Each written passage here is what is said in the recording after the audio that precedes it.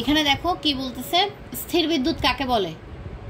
এই যে দেখো, ঘর্ষণের ফলে উৎপন্ন বৈদ্যুতিক চার্জ যদি উৎপত্তির স্থানে স্থির থাকে তবে তাকে স্থির বিদ্যুৎ বলে।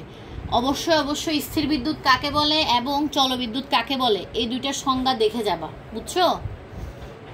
তাহলে স্থির বিদ্যুৎ কাকে বলে, ওই যে আমরা ঘর্ষণের ফলে একটা বিদ্যুৎ উৎপন্ন করছি না, একটা চার্জ উৎপন্ন করছি না, ওইটা কি এক স্থান থেকে অন্য স্থানে যায়? ওই চার্জটা যায় না।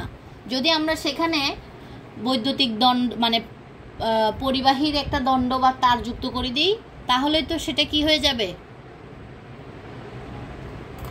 বলো, সেটা কি হয়ে যাবে তখন? আমরা যদি একটা স্থির বিদ্যুতের মধ্যে একটা পরিবাহী তার যুক্ত করে দিই, সেটা কোন বিদ্যুতে চলে যাবে? চলবিদ্যুৎ। ভেরি গুড, চলবিদ্যুতে চলে যাবে। তো তাহলে বলছে স্থির বিদ্যুৎ মানে যেখানে উৎপত্তি হয় সেখানে স্থির থাকে, এই জন্য এটাকে আমরা স্থির বিদ্যুৎ বলতেছি। এরপর বলছে ধাতু বিদ্যুৎ পরিবাহী হয় কেন? কেন বিদ্যুৎ পরিবাহী হয়? কারণ ধাতুর মধ্য দিয়ে এক স্থান থেকে অন্য স্থানে ইলেকট্রন যাওয়া আসা করতে পারে, বুঝছো? এই জন্য সেখানে চলবিদ্যুৎ তৈরি হয়, আর এটার জন্য এটাকে বলা হয় বিদ্যুৎ পরিবাহী। এরপর বলছে 1 নম্বর চিত্রের যন্ত্রের কার্যাবলী। 1 নম্বর চিত্রটা কি? বাল্ব না, বৈদ্যুতিক বাল্ব। তো এটার কার্যাবলী বইতেই ছিল, তোমাদেরকে এজন্যই বলছি ব্যবহারগুলা ভালো মতো শিখবা।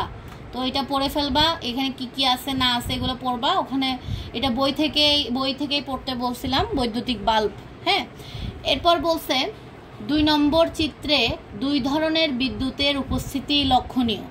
2 নম্বর চিত্রে বলতে চাচ্ছে 2 ধরনের বিদ্যুৎ আছে, ওগুলা আমাদেরকে ব্যাখ্যা করতে বলছে। দেখো 2 নম্বর চিত্রটিতে একটি সরল বর্তনী দেখানো হয়েছে। দেখো তো, এটা একটা বর্তনী না, সরল বর্তনী। এই যে ব্যাটারি আছে, বাল্ব আছে, কি আছে। হ্যাঁ, তাহলে আমরা এখানে কি দেখতে পাচ্ছি? একটা সরল বর্তনী দেখতে পাচ্ছি।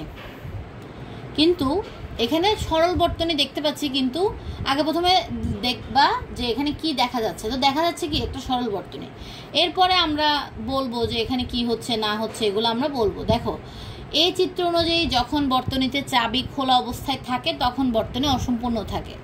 মানে কি, যদি আমরা সুইচটা অফ করে রাখি তাহলে কি কখনোই কি লাইট চলবে বা তোমার ফ্যান চলবে, লাইট জ্বলবে? সুইচ যদি অফ করে রাখি চলবে না। সুইচ অফ করা মানে কি? চাবি খুলে রাখা। হ্যাঁ, চাবি খোলা মানে কি? সুইচ অফ করে রাখা।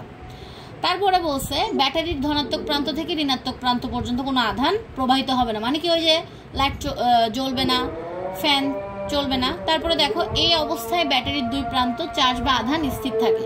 মানে যখন চাবি খুলে রাখবা বা সুইচ অফ করে রাখবা তখন ব্যাটারির 2 প্রান্তের চার্জ বা আধান স্থির থাকবে, ফলে ব্যাটারিতে কোনো ধরনের কি হবে? তখন ব্যাটারির ধনাত্মক এবং ঋণাত্মক প্রান্তে স্থির বিদ্যুৎ তৈরি হবে। মানে ওই যে ধনাত্মক প্রান্ত এবং ঋণাত্মক প্রান্তে কি স্থিরভাবে বিদ্যুৎ থাকবে।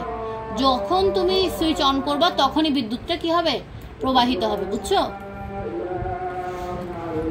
এরপর দেখো বলছে কি, আবার চাবি বন্ধ করে দিলে বর্তনীটা কি সম্পূর্ণ হবে। অর্থাৎ যখন চাবি বন্ধ মানে হচ্ছে সুইচ অন, এটা খাতায় লিখে রাখো। চাবি খোলা মানে হচ্ছে সুইচ অফ, আর চাবি বন্ধ মানে হচ্ছে সুইচ অন। তো ব্যাটারির এক প্রান্ত থেকে তখন আরেক প্রান্তে চার্জ তোমার প্রবাহিত হবে, তখন চলবিদ্যুতের উৎপত্তি হবে। এটাই বলছে আর কি, যে কি 2 ধরনের বিদ্যুৎ দেখা যায়। যখন আমরা চাবি কি করব? খোলা রাখবো। চাবি খোলা মানে কি? সুইচ অফ রাখা, তখন বিদ্যুৎ যাবে না, তখন সেখানে স্থির বিদ্যুৎ থাকবে।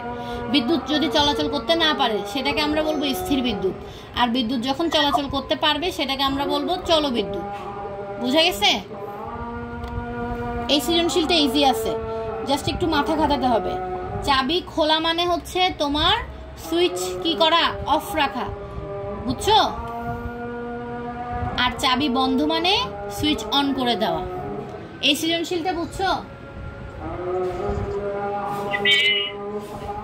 আচ্ছা, প্রশ্ন ছিল।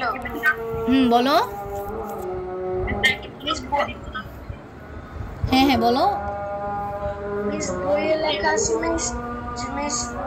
চুম্বক যদি আমরা একটি মানে ঝুলিয়ে রাখি তাহলে নর্থ সাউথকে আকর্ষণ করবে এবং সাউথ নর্থকে আকর্ষণ করবে।